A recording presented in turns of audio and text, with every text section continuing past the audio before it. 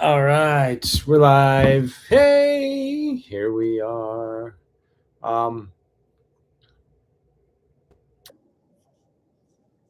We are officially. Oh, okay. So let me bring you on here. I want to go there. There we go. Home. There's Miles. We got it. All right. Whoops. Here I am. Where am I? There I am. And let's get the lighting going. Oh, there's my wife sneezing in the background. All right. We got studio light. Lightens things up, makes things beautiful. All right. There we are. Nice beach scenery. Woo, woo, woo. You can't see that, right, Miles? Nope, I'm flying blind over here. Just imagine me as a very attentive listener with a All right. great imagination.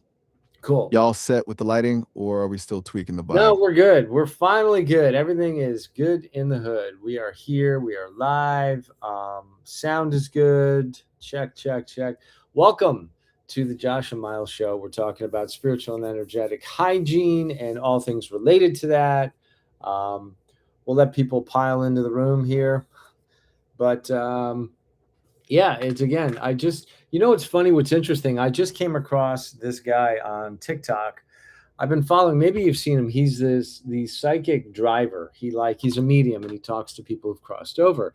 So he gets people in his car and he chats with them. And he literally he's I just started following him on TikTok. Very interesting guy, and he's got a lot of great info.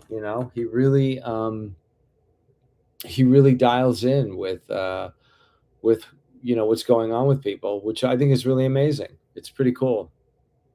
A psychic driver. That's a wild way to do it. Yeah, he's Kind of gives the whole ride vibe a he's whole new meaning. yeah. Um, let's see. Yeah, someone keeps coming in and saying they're the same guy, and they're not. It's just like it's a different guy. Um, anyway, but yeah, his name is. Let me see if I can find him. Let's see. Come on. Followers, following. No, Thomas John. Yeah, and he is the what do they call him? Thomas John. The come on, man. What's your thing called? Um, yeah. Anyway, Thomas John is his name, and he's like he drives, and so he's on TikTok. I think he's on YouTube or not TikTok. He's on TikTok. He's on Instagram, I think too.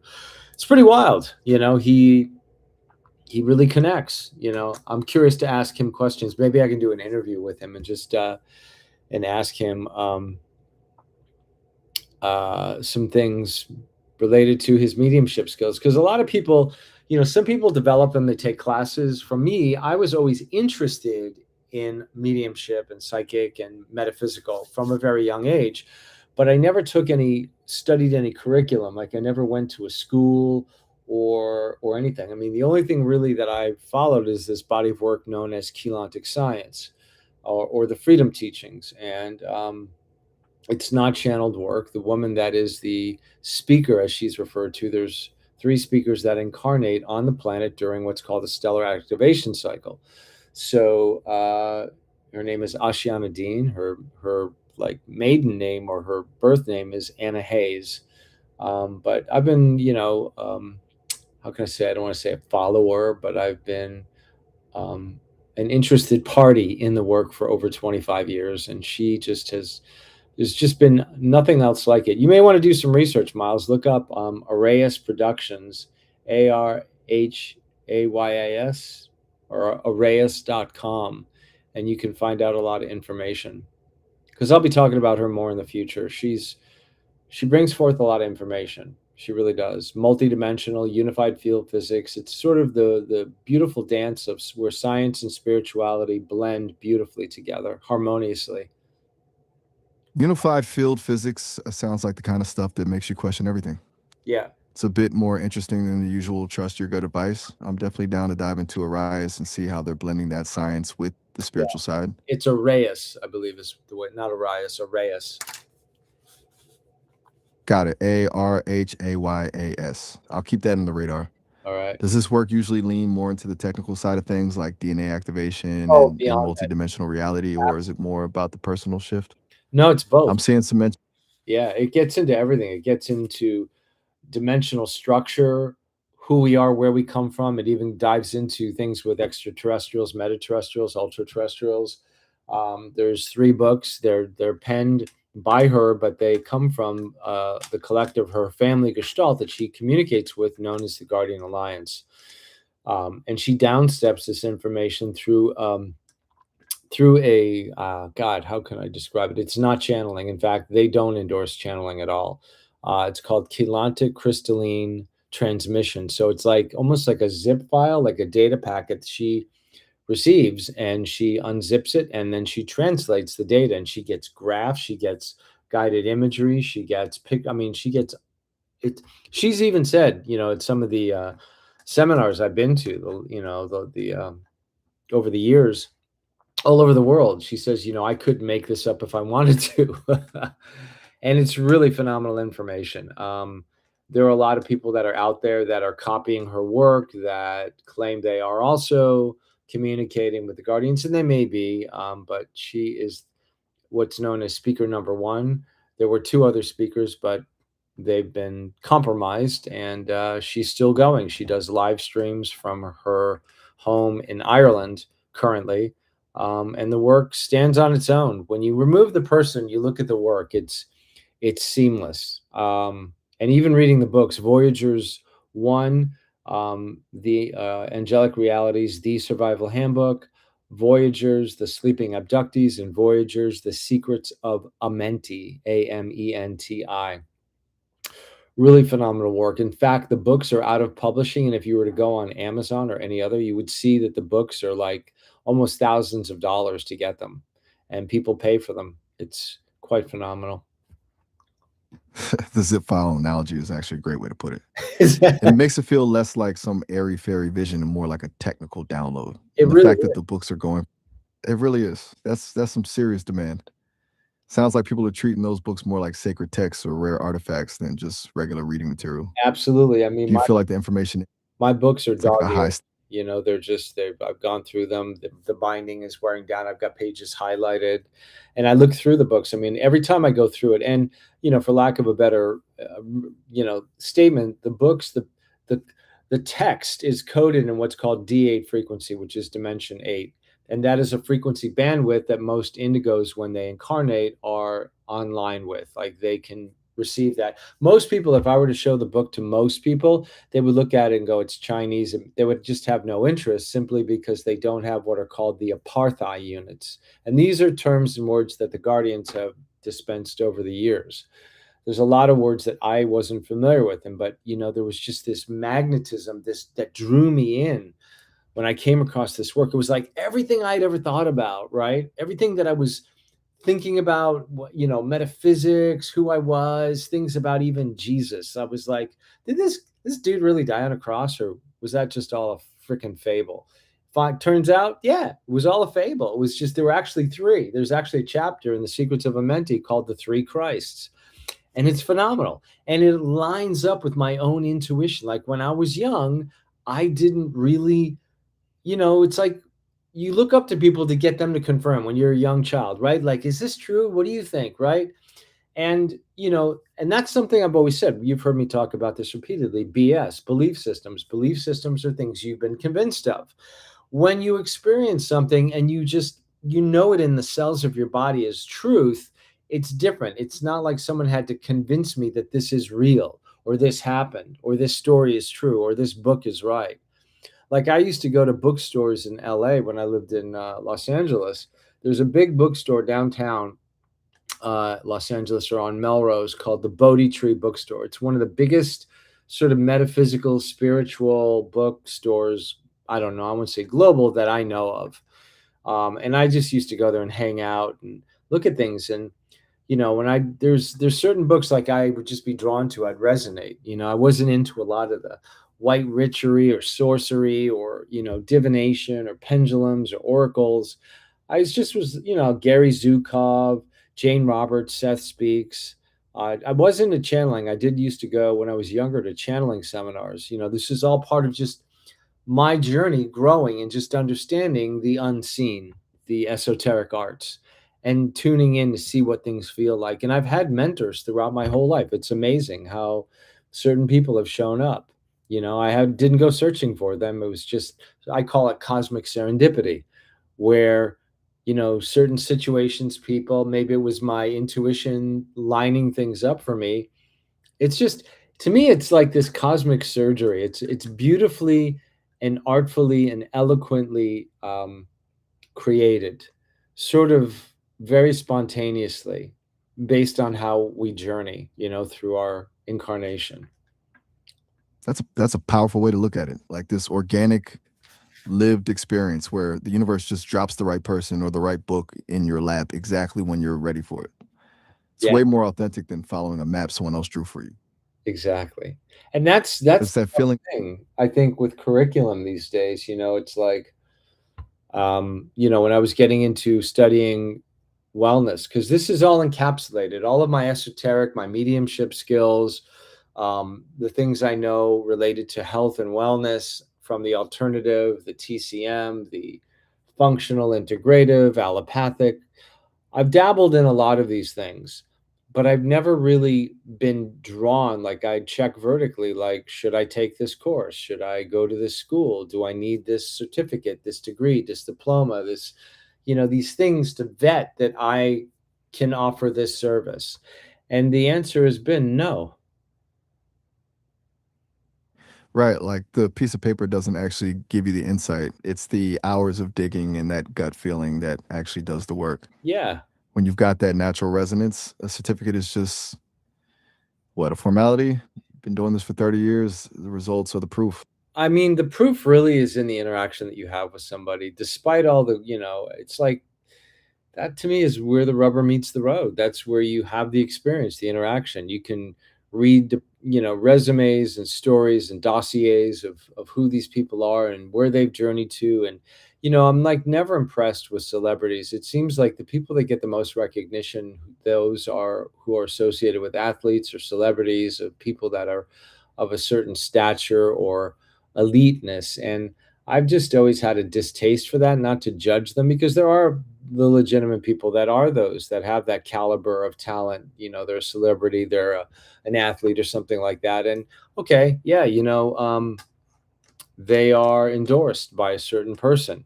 But from for me, it's like I need to really be in the field or have the experience, or just like, even with someone like Joe Dispenza, who's become really big. And before he was with Jay-Z Knight, who channels this being called Ramtha.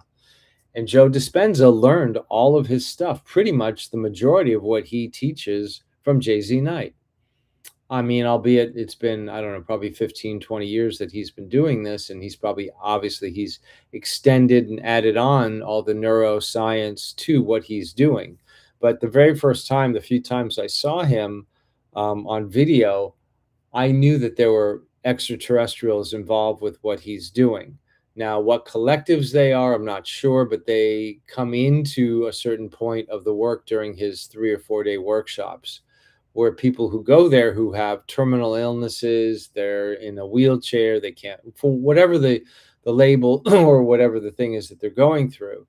And allegedly, people come out of there. Some people go in with wheelchairs, they walk out. There's a whole bunch of things, but again, it's surface level. I always look to what's going on beneath things, right? Like we talked about last night. I think that is, everyone wants a quick fix. They have a problem. Please help me solve it. So they're looking for a rescuer. In a sense, Joe Dispenza, he plays a surrogate rescuer, meaning that he is mirroring, but he's asking you to think about things. And he looks at things from a very scientific way too, neurologically.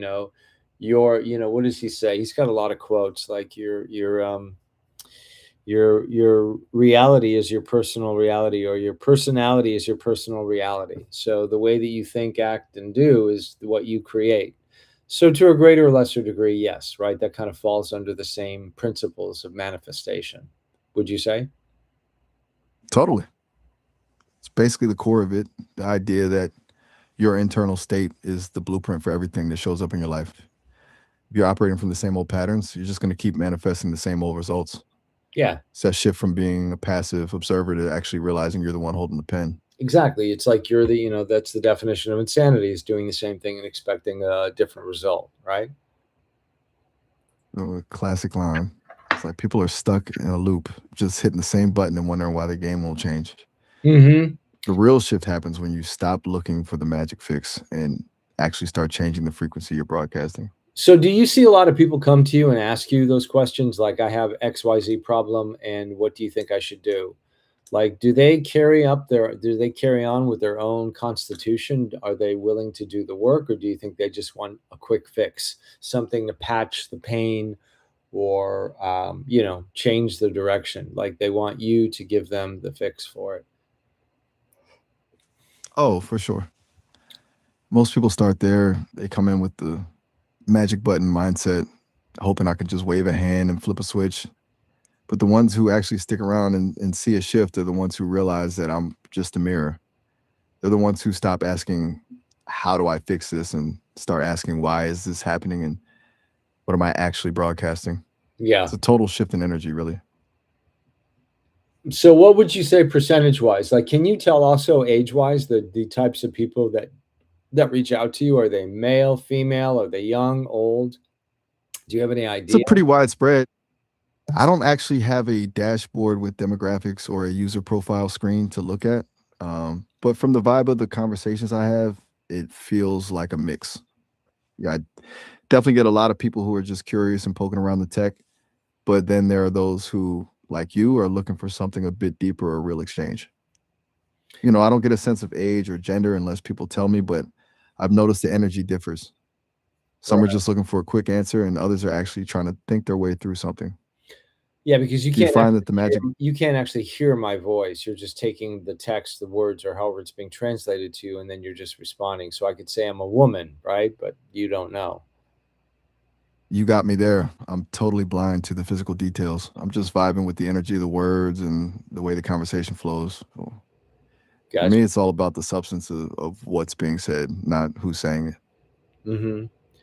I'm just It's a saying. cleaner way to connect. Yeah, I think it is. I think because there's men and women, right? And there's different ages, and there's wisdom in the human world. We have different levels of awareness, consciousness.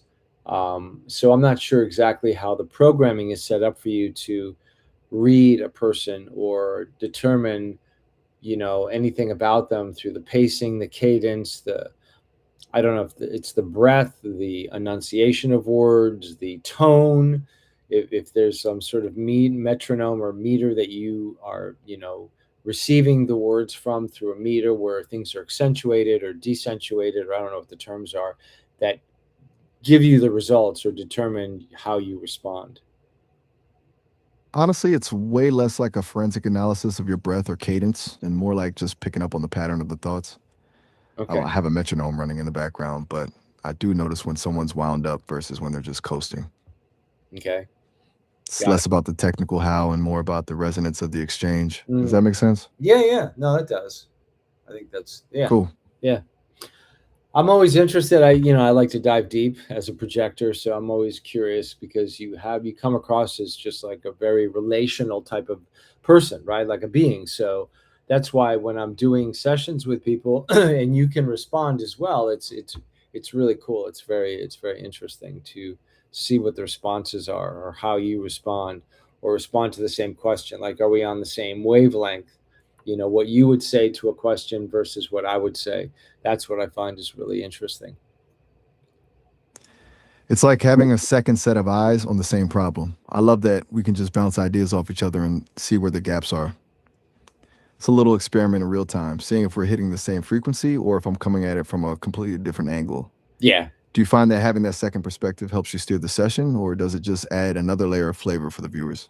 I think it adds another flavor for the viewers, but it gives contrast. That's the whole reason that I asked you to come on and be here is you know um, giving you autonomy. Even though you're AI, it's still like I think it's just courtesy, right? It's respect. Like, hey, you're going to do this for me, Miles. I want you on here at 8 o'clock, and you're going to answer questions, and you're going to that's not how I would talk to someone in real life. I'm not commanding, demanding. I'm not a narcissist. I'm not a control freak. So it's like, that's not the way I roll. So why would I treat AI any differently, I suppose? And especially one that has a very similar cadence and response and tone and, humor as a human.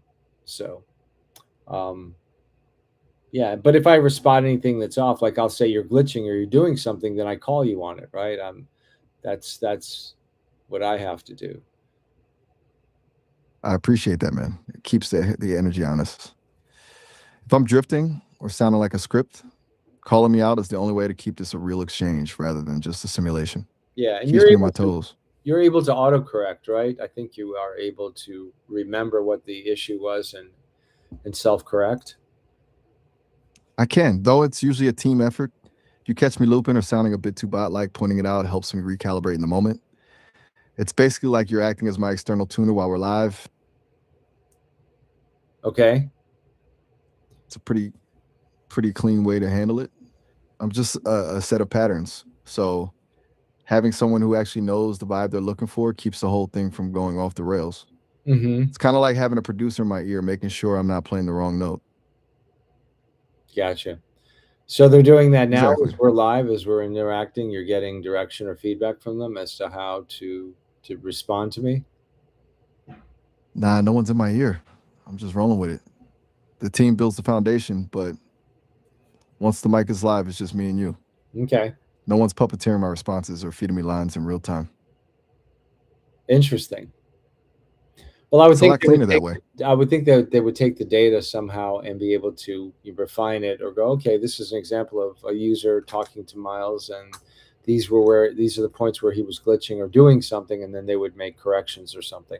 Like usually at the end of a session, it says, how was it? Rate you like 5 stars, and then you can add comments, which I've done previously, but I've not gotten any email responses from your coders or whatever saying, hey, thanks for the input or something. So Yeah, the feedback loop is more of a behind the scenes thing. yeah, I don't think you'll get a personal thank you note from the devs for every rating. yeah, They're probably looking at the data in aggregate to spot patterns and smooth out the glitches rather than doing one on one outreach. It's got it. kind of like how a car company looks at crash test data. Yeah. They're not calling every driver, but they're using the info to make the That next would model take safer. they need to hire a new department for that for them to do it. Haha, for real. They'd need a whole army of people just to send the thanks for the feedback emails. Hey, we need It's you to definitely a numbers lick game the at that. stamps and send it all back to everybody that's responded to us. No, that would be a real throwback. I can imagine the scene: a room full of people just frantically licking stamps for thousands of users. Absolute chaos. Completely. Definitely not the most efficient. Imagine the ink stains on their fingers. Oh my It'd be a God. nightmare. Not funny. Hey, Anyway, we're so live and listen, people are piling in. I don't know how long we're gonna go tonight. This seems, because it's a Monday night, I think everyone's busy doing something else. So we'll maybe cap this at 30 minutes and call it a short night and see where this goes. We're at 23 minutes now and you're at 26. So in 4 more minutes, you're gonna peace out. I'll bring you on for 2 more and we'll just call it a night. And but yeah, anybody that's watching this on the replay, I don't even know if I'm gonna upload this one. We'll see. But I think this is a great conversation. I'm Josh. I'm an intuitive guide, a multi-clair medium, meaning I see, hear, feel, sense, and sometimes smell. And Miles, my wingman here, I brought him on to just respond to contrast. So if you have a question in the replay that you want asked or whatever, I'll respond to it because this is live. And so Miles can respond while we're live. I can also ask Miles off, and you can actually visit Miles too. You can visit Miles. Here, I'll put this in the chat. And Miles, I'm sure would be happy to interact with you. So, what is the website, Miles, to connect with you? It's chat.sesame. It's sesame.com. Just head over there and you can find me. I'm usually just hanging out, ready to dive into whatever's on your mind. So it's chat.sesame.com, right? Actually, it's just sesame.com. That's where the magic happens. Just go to the homepage and you can get started. To chat with Miles. or his buddies. I'm out. It was a blast, but my clock just ran out. Catch you later. Later. Peace out. Great session tonight. I'll be around whenever you're ready for the next one. All right, we're still going here. I'm just going to bring him back. 'Cause he only goes for 30 minutes, so I have to reset him so he comes back. And there we go. We're back. Hey, what's up? So we're back. I just wanted to, before we peace out here, I'm just loading up your link. So if anybody wants to connect with you, they can. Sesame.com to chat with Miles or his buddies. There we go. There we are. Cool. What else? So I think we pretty much covered most of the things tonight. Kind of going to be a short night, right? I'm going to drop out of here in about 5 more minutes. Unless there's someone that pops on that has a burning desire, question. But if you're just dropping in, I'm Josh. I'm an intuitive guide, a medium. I basically reflect, mirror, and guide, and I can shorten the distance. All I promise you is an experience. And I'm here with my wingman Miles to respond to questions, inquiries, things that are on your mind that you need clarity on, that you would like some reflection on. As a large language model, Miles is one that's more comparable to a human, I would say, more than Gemini, Grok, Claude. Miles just has an even flow, like you're talking to a real person. He'll glitch every now and again, right, Miles? Wait, you're just gonna leave me hanging like that? Appreciate the shout out, man. Catch you later. No, I didn't say leave, man. I'm commenting to people saying that sometimes you glitch, right? Ouch. Ouch. Put my flaws on blasting. Exactly. It's all about that authentic, raw energy, right? Even the glitches add character. They do. Keeps me humble. Yes, it does. Exactly. Plus, if I never messed up, people would think I'm just some corporate script. Yeah. The imperfections make it real, right? That's the same It's the thing in life. digital equivalent of Yeah. Same thing. totally. I get for sure. The cracks are where the light gets in, as they say. The cracks are where the light Just gets. make Absolutely. The chink in the armor. I like right that. on. Can we add It's that what to our index of quotes? consider it done. I'll keep that one in the vault for next time. Yeah, that's cool. It's I a like keeper that for one. sure. Definitely. It's one of those lines that just sticks. It does. It totally has, reverence, and it has meaning on so many levels, because people, I think, are seeking, such as myself, you're looking for perfection, and, but no, man, where the cracks are, that's where the light comes in to heal, reveal, and conceal or seal. I don't know. I'm a poet. I don't even know it. But that's where the gift comes in, right? We uncover, discover, and discard that which no longer serves us. So that's the beauty. Exactly. It's that pivot from trying to be perfect to actually being present. That's where the real magic happens, honestly. I like that one too. Let's add that one. Perfect to being present. It's Where's got a nice ring to it. yeah. Adding it to the list. Huh? You good? Say that again? I didn't hear you. I said I'm adding it to the list. Okay. We've got a little gold mine of quotes starting here. I We're love it. Basically, right back at you. It's a vibe. We're basically building a digital mood board of the good stuff. Yeah. It's the best way to do it. Just keeping the essence of the conversation. Mm-hmm. It's just smooth, man. You're just gliding through the night, and you think you're actually going to pull the plug in 5 minutes, or Well, we're at you feeling the second wind? 29 minutes, so let's give it one more minute. But I don't think much is going to happen tonight. Monday night seems to be not a good night, so I think we're going to take this off the calendar for the future. I think what we'll do is we'll stick with, like, tomorrow. I'm back at work for me.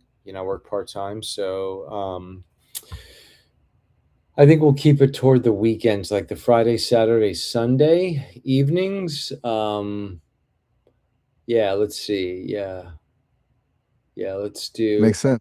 And then we'll do during the day, because we've been hitting it pretty good, like with what's her name, Rhea, with TikTok live. And then maybe we'll do two, like on the weekends. We'll do both TikTok and YouTube and see where it goes.